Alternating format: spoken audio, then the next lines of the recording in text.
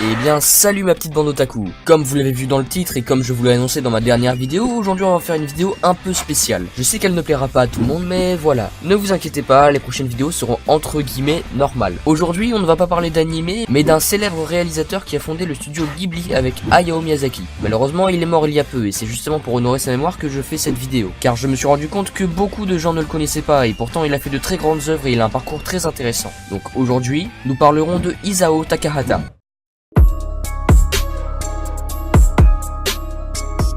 Isao Takahata, né à Ise au Japon, et mort le jeudi 5 avril 2018, a commencé sa carrière d'animateur à Toei Animation en 1959. Toei Animation qui est aujourd'hui un énorme studio d'animation qui a réalisé les premiers animés japonais comme Dragon Ball ou encore Albator, et aujourd'hui plus récemment One Piece. One Piece, meilleur manga de tous les temps. Waouh, qu'est-ce que c'est que ce truc là? One Piece, c'est vraiment la seule œuvre qui me touche à ce point. Mais ça me bat les couilles! Je suis un homme amoureux de One Piece, je suis heureux de vivre en même temps que cette œuvre, elle me procure des sensations comme j'en ai jamais eu. J'en ai rien à foutre! La question fatidique, j'approuve One Piece que One Taisez-vous!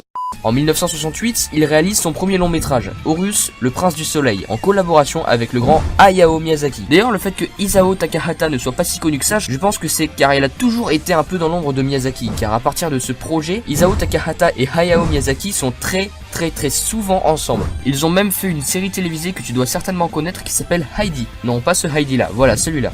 Mais si, allez, tu connais.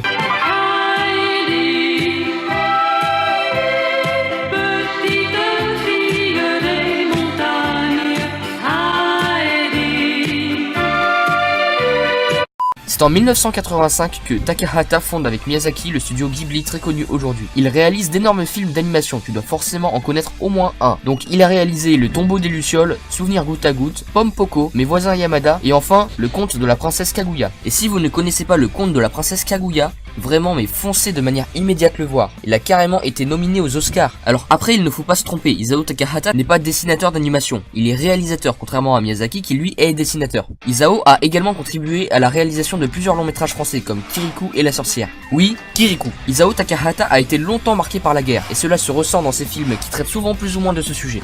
Voilà, c'est la fin de cette courte vidéo sur Isao Takahata. Si ce concept vous plaît, dites-le moi en commentaire, je pourrais en refaire avec d'autres personnages emblématiques, pas forcément des réalisateurs japonais, même des personnages de fiction, mais bon, je ne ferai pas trop non plus parce que de base c'est quand même le concept Taiko. Bref, en ce qui concerne cette vidéo, j'espère qu'elle vous aura plu. Si c'est le cas, n'hésitez pas à la liker, vous abonner si la chaîne vous plaît et ne surtout pas oublier d'activer la petite cloche si vous êtes abonné. Et aussi j'aimerais qu'en commentaire vous me disiez si vous avez déjà vu un film du studio Ghibli et si c'est le cas, qu'est-ce qui vous a plu ou déplu, et si vous en avez déjà vu plusieurs, lequel est votre préféré et pourquoi. Et bien sûr la chose qui me ferait le plus plaisir ce serait le partage. Voilà, sur ce, moi je vous dis sayonara. Oh, please don't let me